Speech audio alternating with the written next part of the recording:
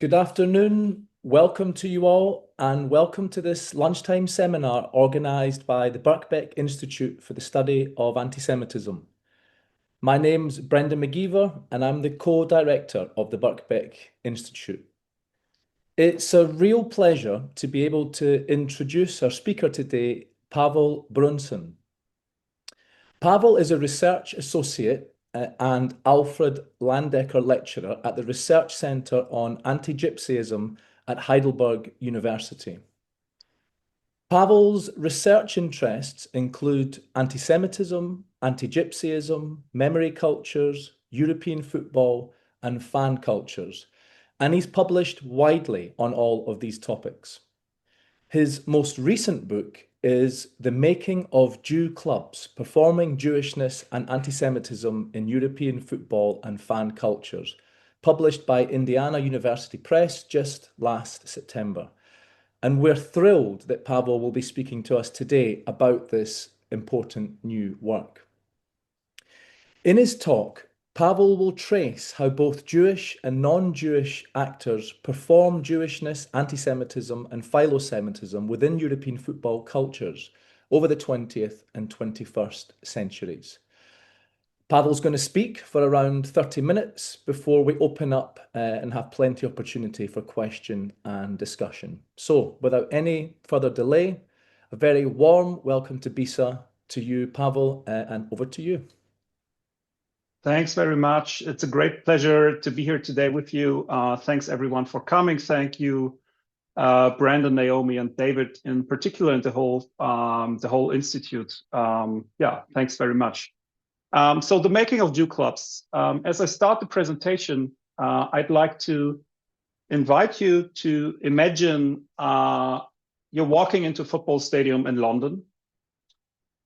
Here you hear chants rising, Yid Army, Yid Army. But let me show you a short video clip that illustrates what I mean.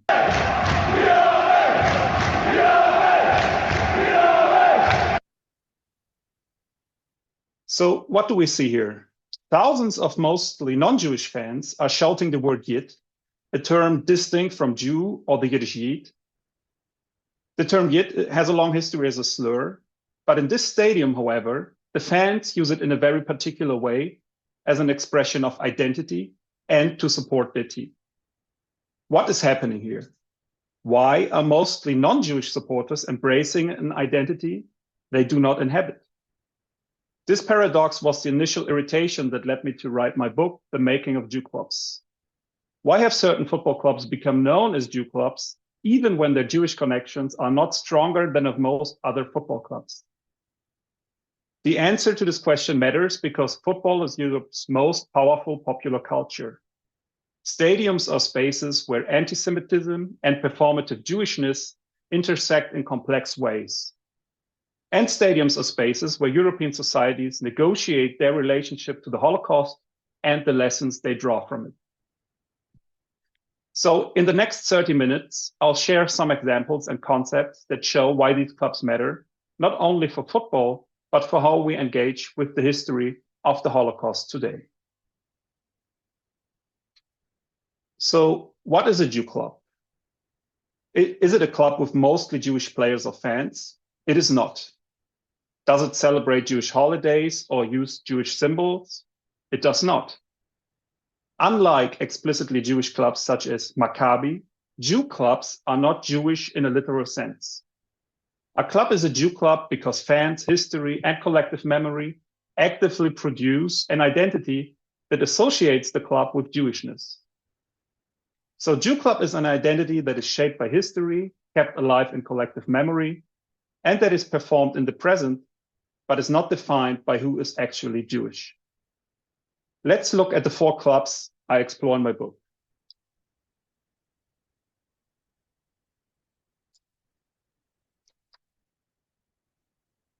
The first chapter examines FC Bayern Munich.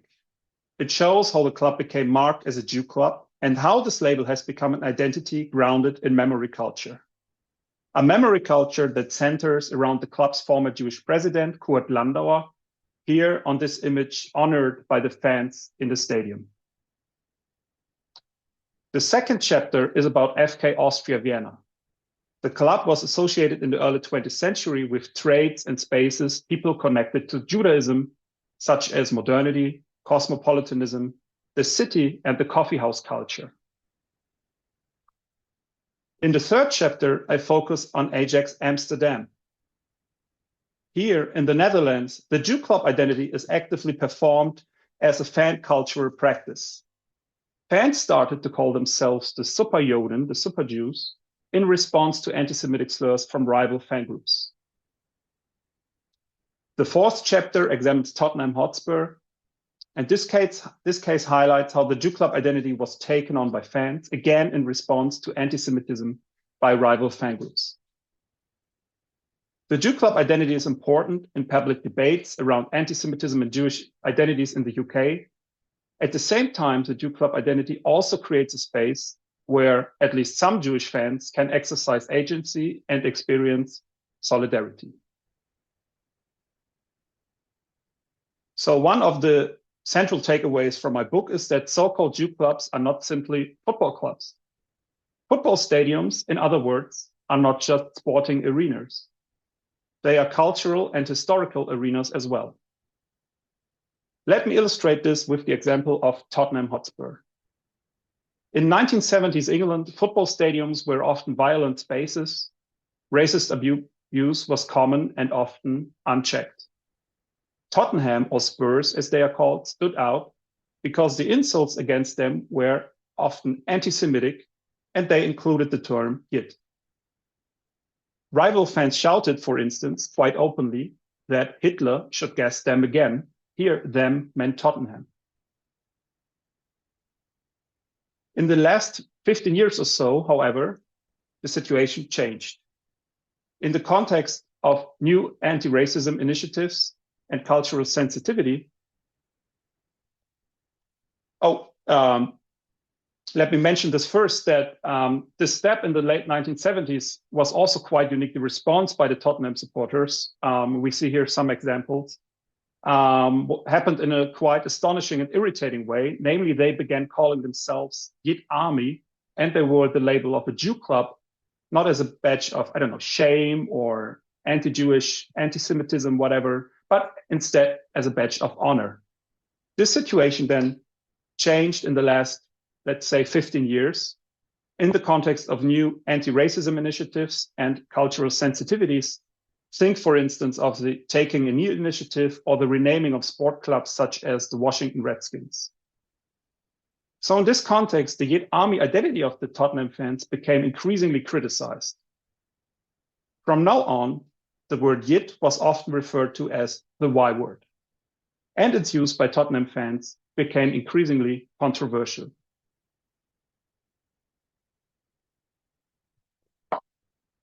In 2013, there were even arrests of Tottenham fans who used the term in the context of football. But many Tottenham fans reacted to the attempts to silence their identity, the arrests, for instance, by embracing this identity even stronger, and they created a new song.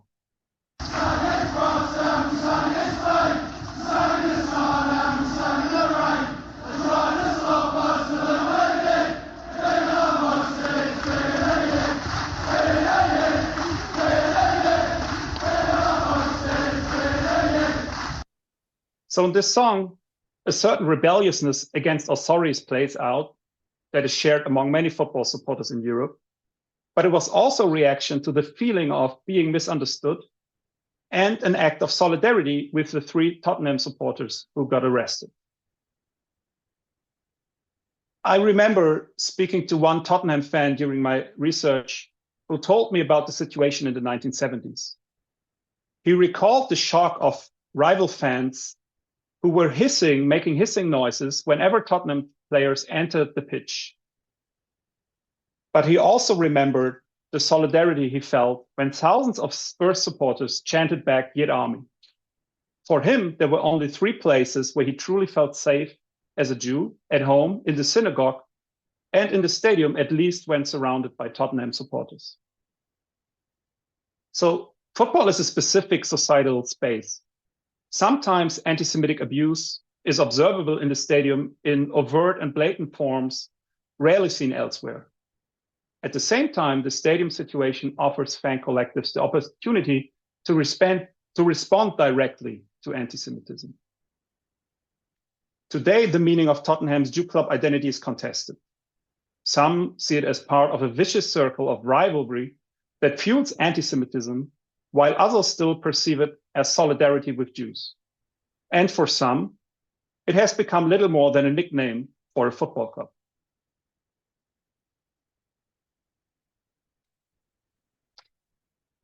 What this shows us is that the Jew club phenomenon is not just about football.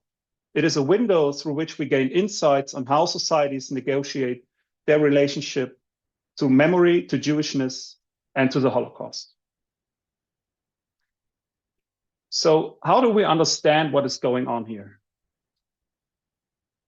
Are Jew clubs anti-Semitic? Are Jew clubs philosemitic?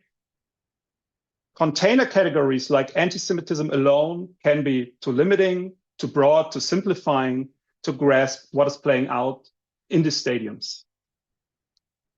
Instead, to capture what is happening here, I use the concept I call the Jew imaginary framework, a way to understand the ideas and emotions people have about Jews and how anti-Semitism, philosemitism, memory, and identity connect. But rather than discussing the concept abstractly, let us first look at a concrete example from the Ajax Amsterdam stadium.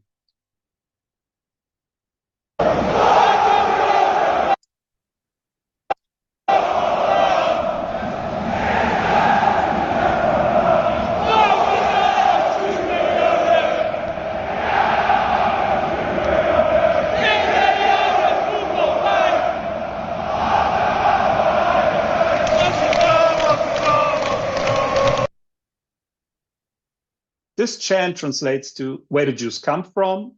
Israel, far away from here. Do super Jews live there too? Yes, super Jews live there. Do Jews like football? As long as they support Ajax, Amsterdam, Amsterdam, Amsterdam. The chant is structured as a dialogue, first between two halves of the stadium, then everyone joins in, Amsterdam, Amsterdam, Amsterdam. The chant exemplifies the Jew imaginary framework in action and allows us to understand the Jew club phenomenon analytically through the concept's key elements, Jew, imaginary, and framework. By calling themselves Superjoden, fans identify with the imagined Jew, while at the same time constructing the Jew as an abstract other. The chant externalizes Jews into history and geography. Where do they come from? The chant evokes the figure of the Jew as something perhaps from the distant past. At the same time, the fans are projecting Jews far away from Amsterdam, namely to Israel.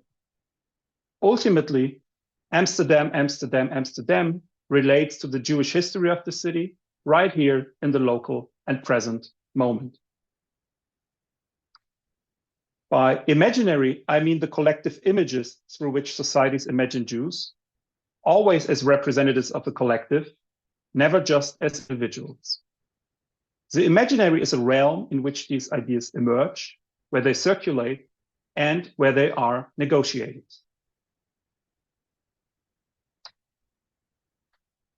The imaginary always operates within a social and historical framework.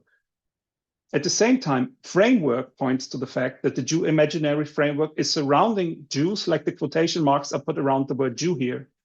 So there is room for agency, experience, expression, but it's always within the framework, the ideas, the concept linked or happening within this Jew imaginary framework. So in sum, the Jew imaginary framework is a concept that forms the basis of and the connection between anti-Semitism and philosemitism. It shows how Jew clubs serve as platforms for negotiating Jewish experiences, ideas about Jews, as well as memory cultures and collective identities more broadly.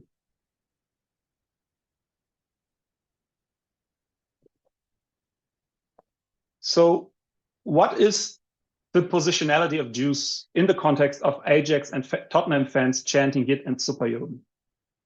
Something they had started in response to anti-Semitic chants against them. A single chant, such as Yid Army, can have very different meanings to a lot of different individuals. For some, it is hate speech. For others, it is a source of pride. Take the story of Jewish Spurs fan Daniel, written down in a blog post. Daniel had long wanted to travel to Germany to explore his family's history during Nazism. Finally, in 2021, when Spurs played his Champions League match in Leipzig, Daniel and his mother made the trip. They toured the memorial sites, and at the end of their tour in Leipzig Stadium, he and his mother shouted Yid Army in the German stadium.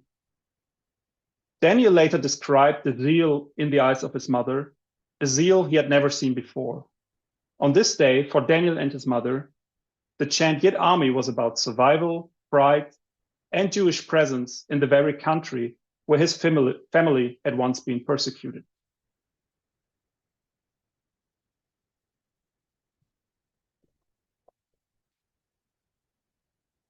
How do we understand such moments conceptually?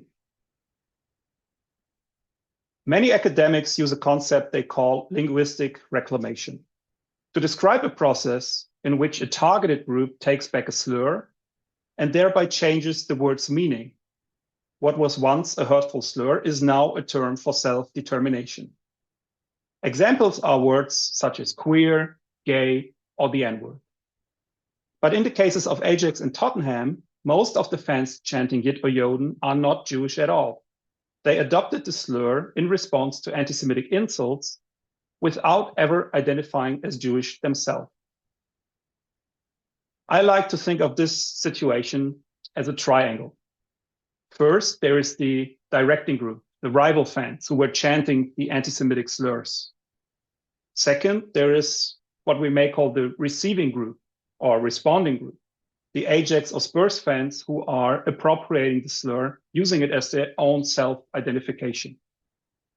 Third, there's the targeted group, Jews, who may belong to the attacking or the defending group, or who are not part of either the directing or the receiving group. So this triangle shows a paradox. Jews are affected, but are often placed in a bystander position, witnessing how their own identity is appropriated and attacked at the same time. The appropriation here is non-linear. What do I mean by this? So usually linguistic reclamation is a concept that happens in a very linear way. First, a slur is offensive. Second, a targeted group reclaims the word. Third, because they reclaim it, the meaning of the word changes. And fourth, the word becomes socially acceptable over time or not. This is different, for instance, in cases of queer. Think of now we have queer studies, so the word is usable for the broader public. This is, of course, different, for instance, with the N-word. Here, in the context of Ajax and Tottenham, the concept of linguistic reclamation does not really fit. The fans' appropriation works differently. It is non-linear. So rival fans use anti-Semitic slurs to target the fans of the Jew clubs. Fans adopt the terms as their identity, thereby dissociating them from the anti-Semitism of rival fans. They take the words Yoden or Yid and use them as symbols of their own identity. The words are filled with new meanings, but whether the content, the meaning of the word actually changes is at least contested. And finally, some Jewish people, most prominently perhaps the English comedian and Chelsea fan David Baddiel, author of Jews Don't Count, dissociate from the fan use of the term. They, along with other voices, perceive the terms as always offensive.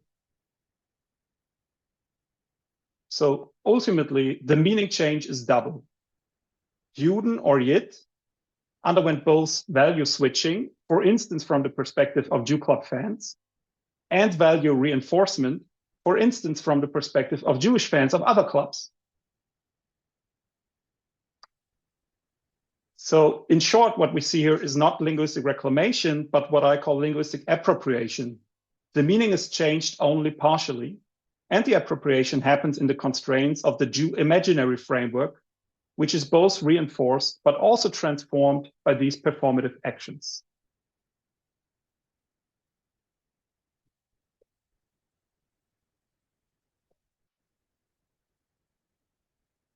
Let us turn to Bayern Munich and to the figure around which the club built its Jew club identity, Kurt Landauer.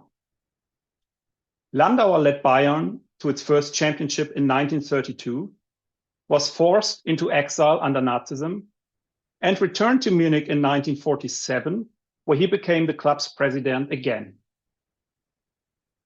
Today, after having forgotten about him for decades, the fans perceive Landauer as a symbol of their club identity. This started in the early 2000s, but it was not the club leadership itself, but actually the fans, especially the left-leaning ultras of the Schickeria, who established Landauer on Munich's memorial landscape. They published fanzines, organized an annual football tournament named after Kurt Landauer, and they proudly created Bayern's reputation as a so-called Jew club. Here we see the fanzine cover where the former club symbol, so the old historic club symbol of Bayern Munich, is kind of put together with the Star of David, marking the club as kind of this Jew club identity. So only after the memory of Landauer was already established by the fans did the club itself begin to partake in the commemoration of Landauer and the Jew club identity narrative. Landauer was made honorary president. A statue now stands at the training ground. And the 2014 feature film brought his story to national attention. But the narrative created by fans in the club was deeply selective. In its museum, the club told the story of Bayern as a Jew club that was systematically discriminated against by the Nazis. This image, however, obscured what later historical research, which, by the way, Bayern itself funded, showed, namely that the club was not a victim on the sidelines of Nazism. Instead, FC Bayern was a Mitspieler, a teammate. So the excellent title of the book about FC Bayern during Nazism.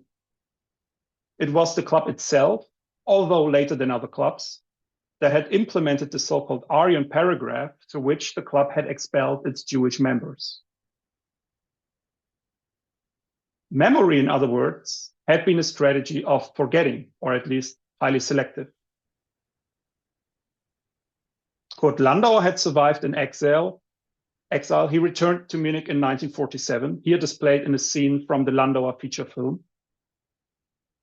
His return to Munich is today remembered as a symbol of reconciliation between Jews and Germans, but this memory actively suppresses the reality of the country in which Landauer returned, a country in which Jewish suffering was denied and anti-Semitism persisted. This context forced many Jews to remain silent about their experiences. Remarkably, Landauer himself suggested to draw a line under the Nazi past. And it was Landauer who reintegrated both former Nazi party members and the few returning Jews into the same club.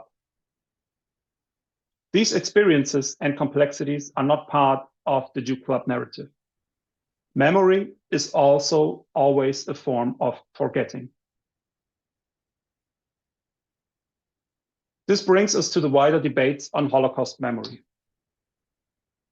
Hannah Arendt, who visited Germany just 2 years after Landauer's return, described how the Germans were busily stumbling through the ruins of 1,000 years of their own history.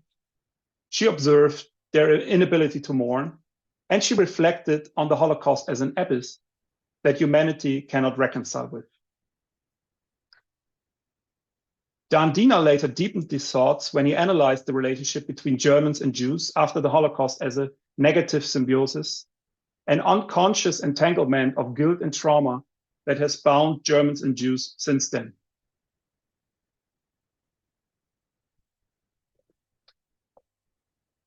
When I visited the practice facilities of FC Bayern in Munich, the Landauer statue made me think about the broader meaning of the Jew clubs and the insights of Hannah Arendt and Dandina. The statue of Landauer sits on a concrete bank that is shaped like a homestand or Fankurve, with Landauer inviting visitors to sit down next to him, so as if he was sitting among the fans. The curved bank symbolizes FC Bayern's memory culture and Landauer's symbolic return. The bank, furthermore, consists of a crevice representing a break with civilization, the Holocaust. The right hand stretches across the gap and calmly reaches over to the other side, thereby reconciling the past with the present.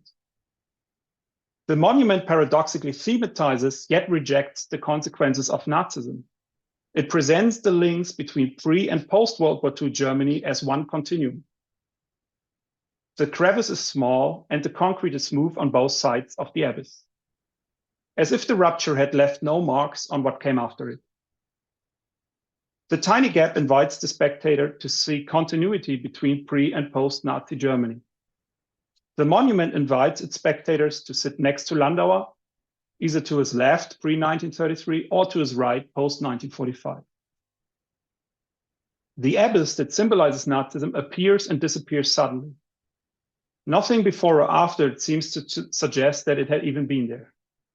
The abyss is buried under the statue and thus inaccessible. Landauer, however, effortlessly reaches his hand to the other side. The monument is part of the FC Bayern memory culture that rewrites one of the most significant presidents and Jews into Bayern's collective memory, while at the same time turning Landauer into a symbol of reconciliation, redemption, and continuity. Memory here commemorates, and at the same time, it obscures. Hannah Arendt had still questioned whether we will ever get out of the abyss. It now seems as if the Germans have been busy constructing new monuments and buildings on top of it. This is not only the case in Germany. The busyness had turned into compulsive remembering, but it has also left the bottom of the crater intact. We have overbuilt, not overcome the past. The Jew clubs show us that the past refuses closure. Ritualized commemorations create a polished memory culture, but beneath the surface, something unresolved remains: anti-Semitism, silences, and unprocessed trauma. In football stadiums, the latent past erupts in chants, performances, and contested identities. So, where does this leave us? Remember when you first heard the Yid Army chants today? Throughout the talk, I have made the case that the Jew club performances are part of an ongoing struggle to come to terms with the Holocaust and the Nazi past. Football stadiums are arenas. In these spaces, post-Holocaust European societies engage with Jewish identities, memory cultures, and anti-Semitism. Take, for instance, Spurs fan Daniel in Leipzig, standing with his mother and chanting alongside thousands of Tottenham supporters.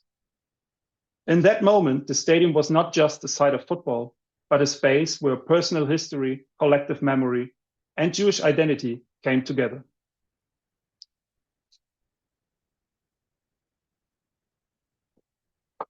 I introduced the Jew imaginary framework because anti-Semitism and philosemitism alone do not fully explain what is going on with these Jew club identities. Instead, they are deeply embedded in collective images about Jews and Jewishness. Through their performative practices, fans and clubs actively negotiate, reproduce, and contest these images. Who decides what Jewishness is and who gets to perform it? This tension plays out most vividly in the Ajax and Tottenham stadiums. Here, in the process of linguistic appropriation, Jews find themselves in a paradoxical bystander position, a position from which they witness both the appropriation of their identity and the attacks against it. The case of FC Bayern shows that more memory culture is not an end in itself. Every act of remembering is also an act of forgetting. Every monument is also a smoothing of rough edges. And every attempt at reconciliation risks covering over what remains unresolved. So if there is one lesson I would take you away from this book, it is this, as fundamental as simple perhaps. We need to keep working through the past, not working it off. So the Jew clubs remind us that the abyss Arendt described and the negative symbiosis Dina analyzed still remain. They are still there under the polished surfaces of memory culture and under the smooth concrete of Landauer's statue. Jew clubs show us that memory is never finished, identity is never fixed, and history is never just a thing of the past. So our task is not to smooth over the past, but to confront it with curiosity, with discomfort, and with care. Thank you.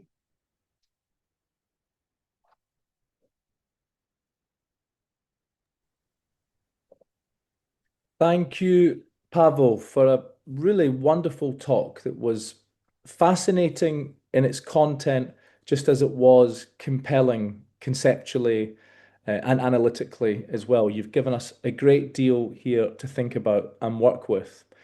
I'm having a look to see who has their hand up. There's a hand up and I believe a question in the comment box.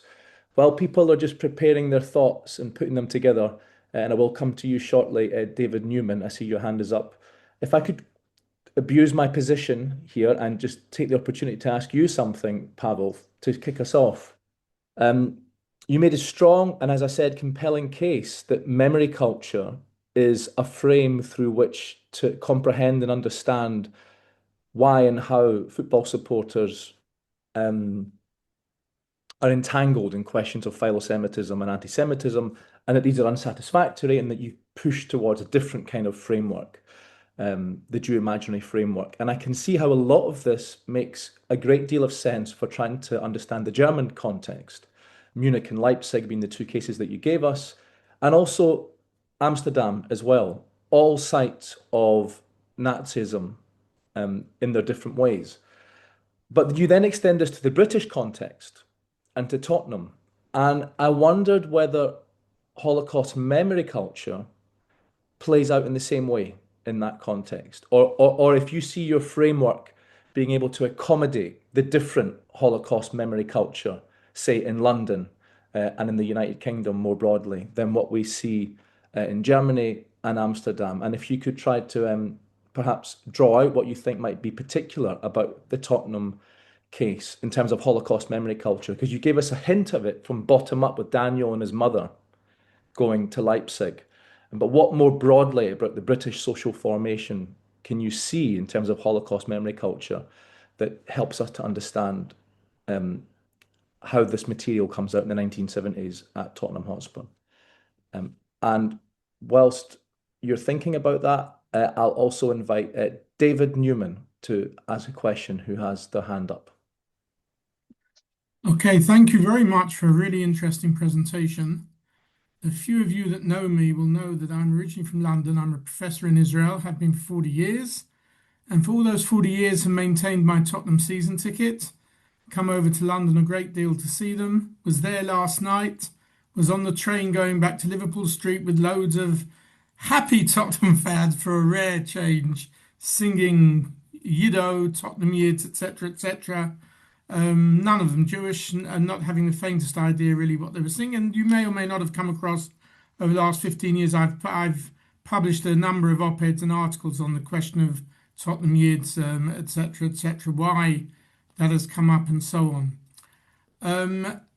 As you rightly said just now, Brendan, I mean, bringing the British experience back to Holocaust memory is more difficult than obviously Central European, because on the whole, the British Jews didn't go through that. I am amongst those many, many Jewish supporters of Tottenham who have an ambivalence towards the use of this term. I recognise that when it's used by others with hissing, etc., it's very anti-Semitic.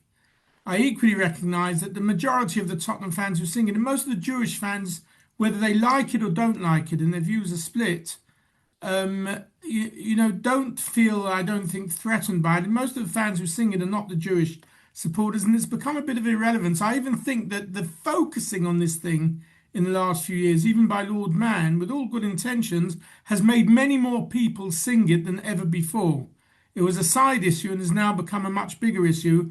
And the huge irony is that of all the big clubs in London, the only club that consistently refuses to sanction a Jewish supporters club is Tottenham.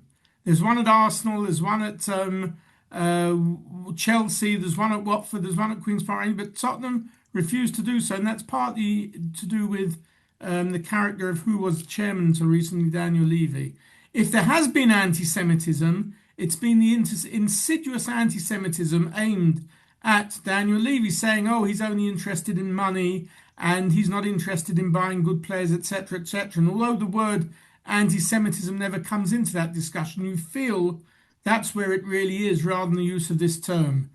I don't think anyone's ever going to get rid of this term being used.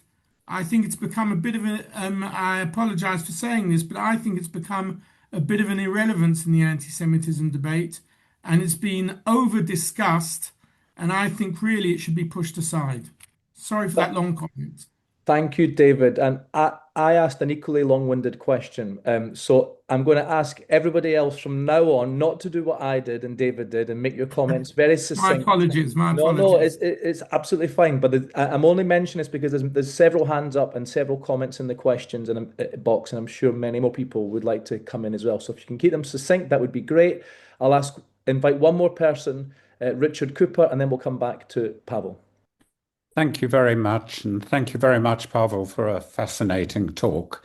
My question is very simple. You have three overlapping circles, which include, and the third circle are the Jews who are the outsiders. But part of each circle are the Jews who are the supporters of the slurring club, and the Jews who are the supporters of the club that is receiving the slur. What, if anything, can you tell us about the attitudes of those two Jewish groups of supporters? Thank you. Okay, Pavel, back to you. Thank you all very much for your brilliant questions. Brandon, I start with your question, and you make a really good point about the differences of the cases and the national context, which is really important. And this is one thing, as the book came kind of further developed, I liked more and more this comparison between four different national cases and national histories. Of course, the memory cultures are different, and you see it play out in these stadiums where Ajax, with the Dutch case of the question of collaboration or not, or and then England with a completely different case than the three others. You have this appropriation in the present. We are the Yids, we are the Jews. You don't have it in Munich and Vienna. So in Munich and Vienna, the Jew club identity kind of takes the roots through memory culture. This is a thing of the past we identify with, and not in the present. I interviewed an Ajax supporter, also a club historian actually, who told me about the 1990s when Ajax won the championship, and he, on his back, made a tattoo of the symbol of Ajax and the Star of David together, and he's not Jewish. And this would not happen in Munich and also not in Austria, I believe. I mean, from all conversations and interviews I had. But a point I'm making is that Holocaust memory is not only global, but local. So tied to these clubs, which are tied to very local identities, space, area, city, not so much nation, maybe more city and spaces around the stadiums that have kind of a Jewish history or presence in this moment. And so where these four clubs come together is that this negative symbiosis plays out in all four cases in different variations, and that they all participate in this thing that I call the Jew imaginary framework. It would be too easy to call all these clubs anti-Semitic or philosemitic, I believe, but there is a negotiation with memory cultures. You can see it in certain moments. In the Netherlands, it starts in the moment that the national public starts to debate the Holocaust and starts slowly to debate collaboration, for instance. With Tottenham, you have these references of gas chamber noises. Hitler is going to guess them again. Daniel, the fan I mentioned, who wanted to make this trip to Germany for a long time, but kind of was avoiding it because, I don't know, it was East Germany. He heard of the racism there. It's a lot to confront. So there were many reasons why he didn't do it. And Tottenham, together with the Yid Army identity, kind of, okay, they are in Leipzig, now we go. This is the moment. So there is something about Holocaust memory here in all the sources I looked at that is different, but it's also related and connected to the other clubs. They also talk in fanzines about what's happening at the other clubs. So they know about the Jew club identity of Ajax, and the Ajax fans know about Tottenham, and so on.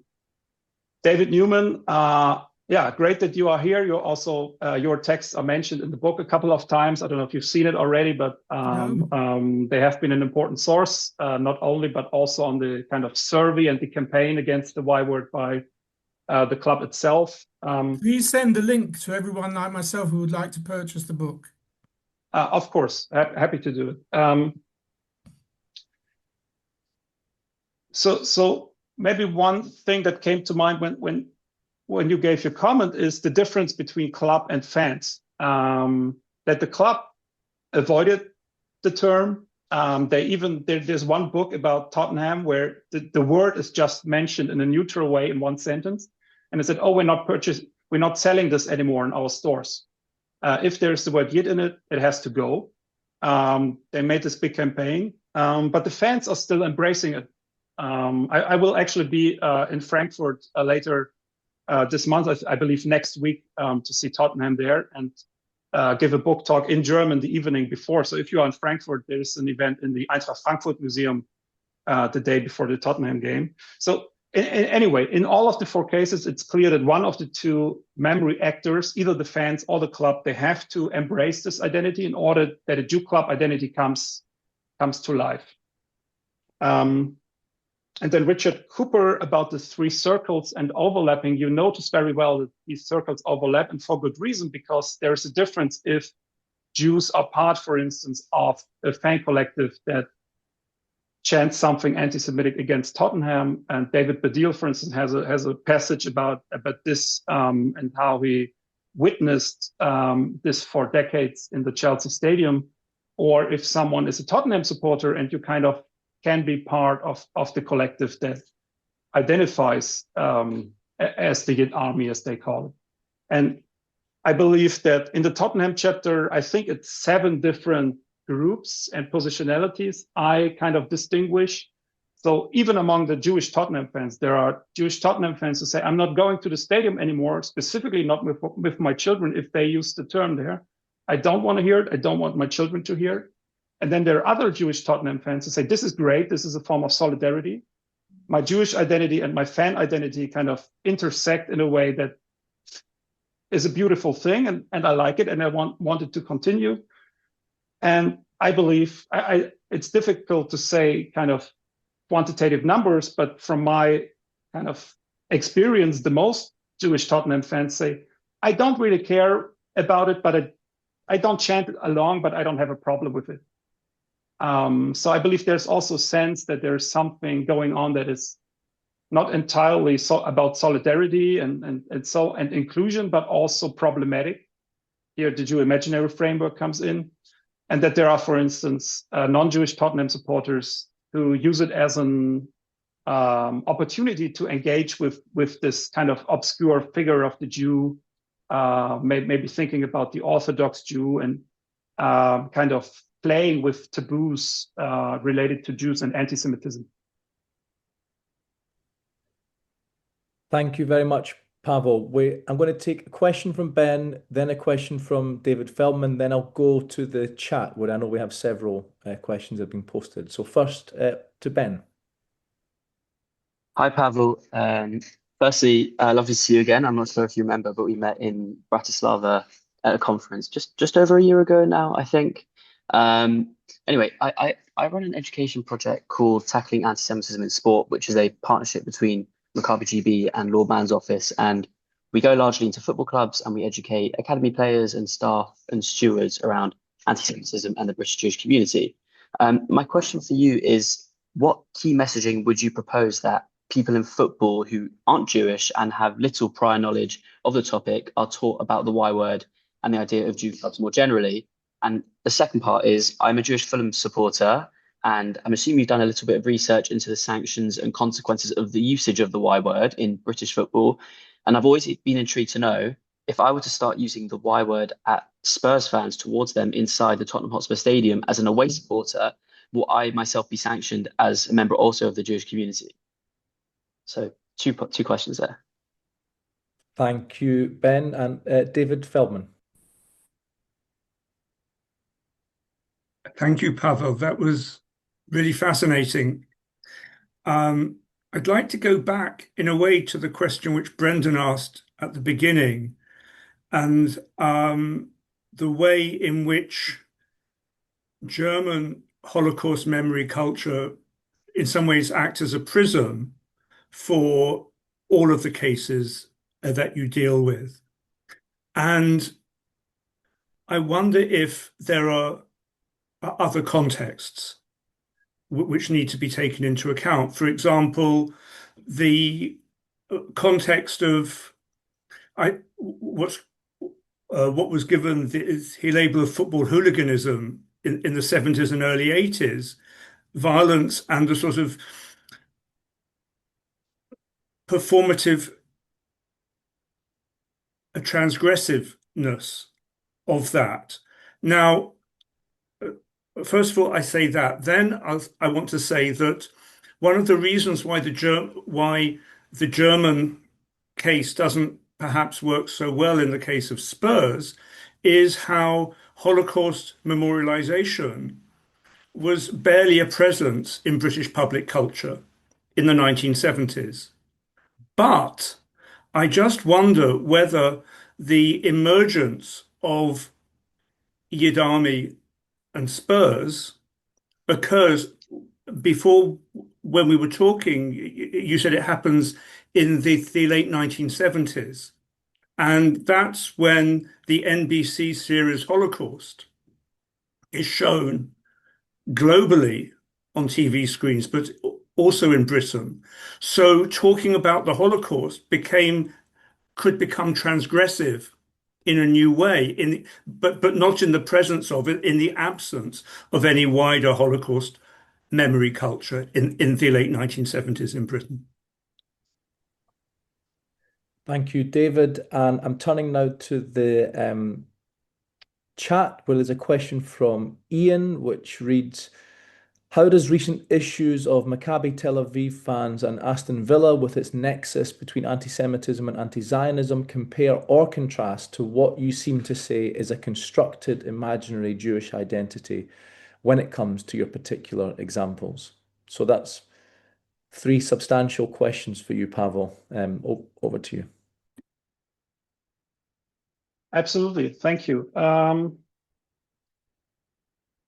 Let me maybe start with David Feldman in this case, because I think it refers to the earlier round of questions so well.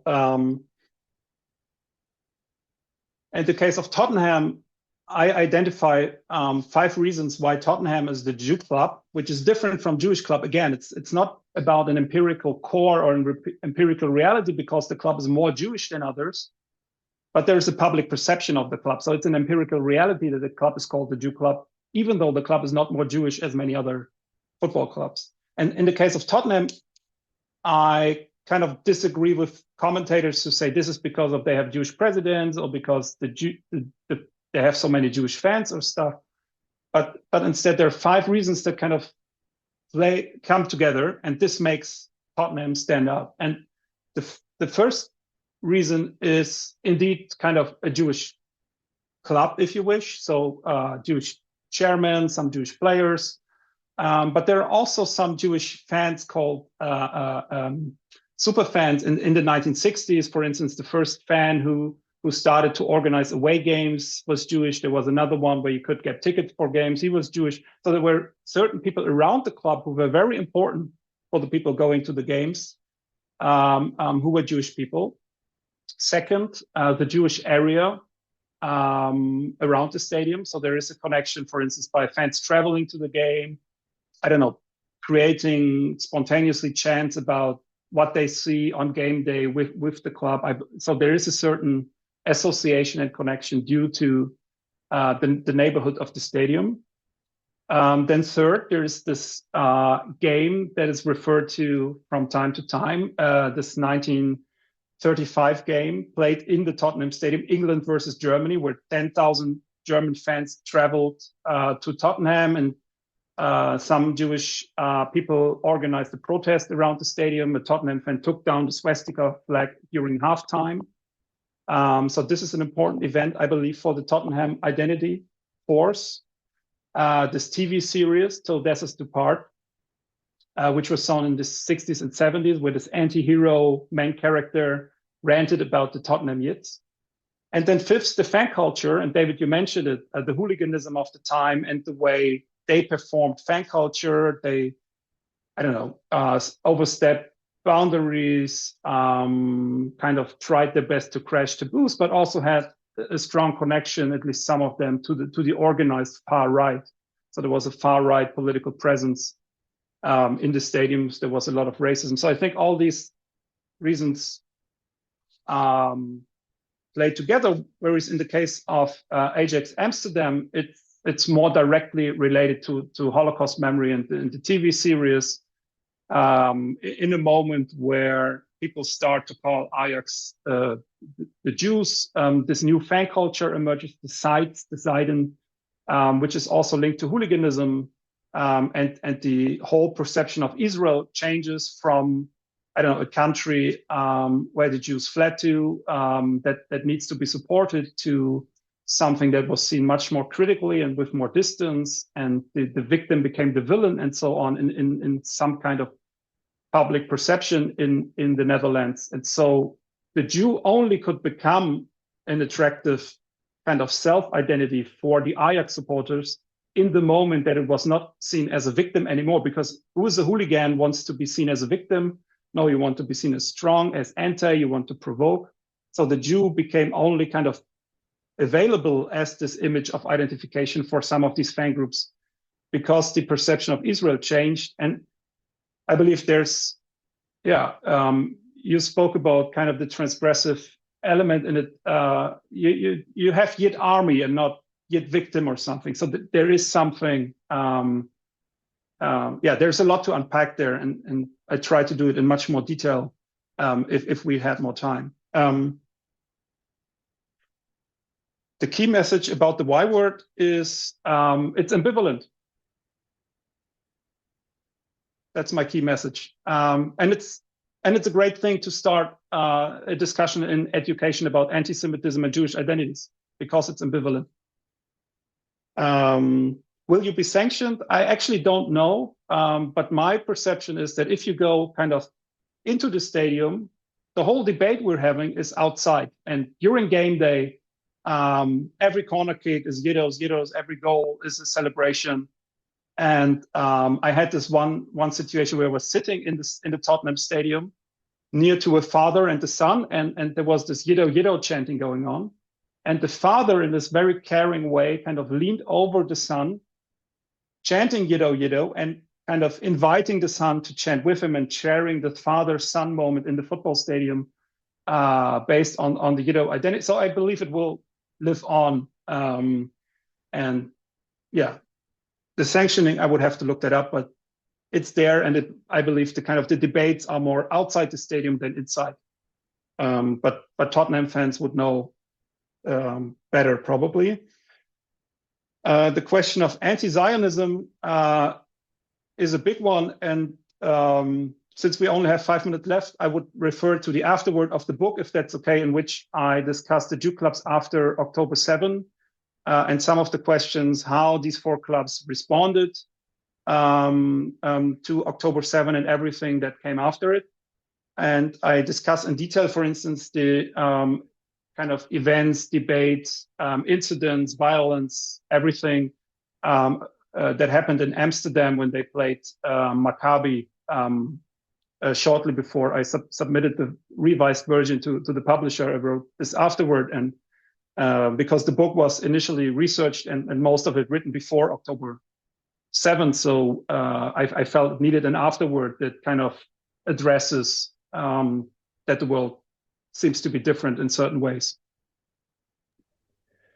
Thank you, Pavel. You're absolutely right. We only have a few minutes left, but still we'll squeeze in a few more questions if we can. I see Max, you have your hand up, and then a couple more questions in the chat as well. So first to Max Ferrer, over to you. Hi, Pavel. Thank you so much for that presentation. It was fascinating.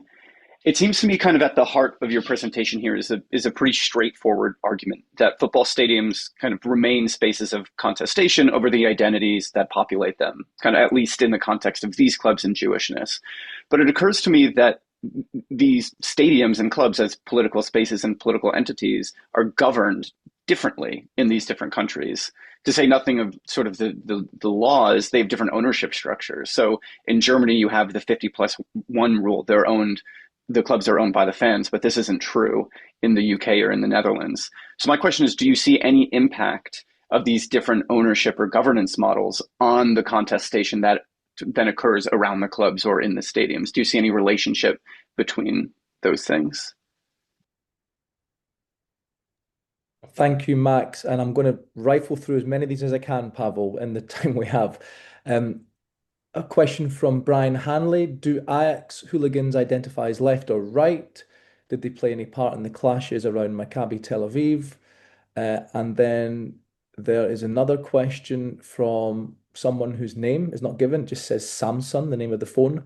Apologies for joining late. Does say MTK Budapest, founded and supported by Jews, but abjuring any links to Judaism, count as a Jew club? And then a question from Charlotte at the bottom.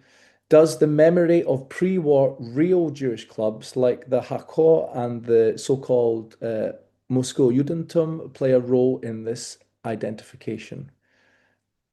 And if you could do all of that in 3 minutes, it'd be wonderful, Pavel. That's a challenge, but yes, absolutely. Ownership, yes, plays a role. It was in Munich, for instance, where the club leadership at first resisted the Jew club identity completely. They said, we don't want to deal with that history. And the fans convinced the leadership to embrace the Jew club identity. I think that's different than, for instance, in the case of Tottenham, where you have a clear I would say PR-minded strategy of the club to say we want to get rid of this thing. It causes bad publicity, and the fans to say, no, this is our identity, and now we're going against them up there, and we keep it. Remember the song I showed? They tried to stop us and see what it did. Ajax, left or right, they have a diverse fan culture, like most of these clubs, politically diverse groups. The groups were not involved in the clashes during the game. This is for many reasons, and one reason is that the some Ajax supporters actually have a friendship with some of the Maccabi supporters. So the Maccabi supporters, when they went to Amsterdam, they felt this is a place where we are with friends, and this may also have led to kind of the overt racism and celebration of the IDF and some of the chants they performed on the street, the taking down of the Palestinian flag. Maybe because they thought, oh, there's nothing we have to fear in the city. We can do as we like. But I discuss it in more detail in the afterword. MTK Budapest is mentioned in the introduction, and I refer to some texts about it in the footnote because yes, it's one of the Jew clubs that are not part of this study. And then memory of pre-war actual Jewish clubs like Hakor does play a role, for instance, in the chapter on Austria Vienna, where today everyone knows about the big rivalry between Rapid Vienna and Austria Vienna, but pre-war time, there was a big rivalry between Hakor, the Jewish club, and the Jew club Austria, which was also kind of a home for many bourgeois assimilated Viennese Jews. Pavel, we still have a minute left. Wow, I did it in 2. That was really, thank you so much for such a wonderful and really thought-provoking, conceptually and theoretically rich talk, and on a topic that, as you can see, has attracted so much interest and engagement, not just because of the subject matter itself, but the way that you've brought us into these stadiums and brought us into this topic and really taught us something new about a subject many of us feel we already know a lot about, which is football. But thank you for that, Pavel. And we have someone at the very bottom of the chat is asking, will a recording be going up? There will indeed be a recording of this on the BISA website. So all of our seminars and lectures are put up on the website, and you can find them all there. And just on the subject of future events at the Institute, our next in-person event is going to be on Monday, the 26th of January. That's Monday coming. BISA Director David Feldman, who's here today, is going to deliver our annual Holocaust Memorial Day lecture in partnership with the Institute for Historical Research. David's lecture is titled Mourning, Memory and Politics, Memorialization of the Holocaust in Britain from the 1940s to the present day, a theme that's come up in our conversation today. This will take place at 6:30 in person at Birkbeck, but I need to warn you, the event is now fully booked, so we're running a waiting list for that event. Please do sign up to that waiting list if you want to come, and if there's the capacity and space, we will notify you if a ticket becomes available. Our next online, event will be on February the 11th at 1 p.m., the same time allocation as this event. Tova Benjamin from Davidson College will speak on the subject, When is Violence Ethnic? On Jews as Victims and Perpetrators. Again, you can sign up to that on the BISA website. That's February the 11th. And that just leaves me once more to really thank all of you for coming and for asking such engaging questions, and above all, to thank Pavel for teaching us so much today and for bringing such a conceptually, theoretically stimulating and rich topic covering a range of football clubs across Europe. Thank you so much, Pavel, and thank you, everybody.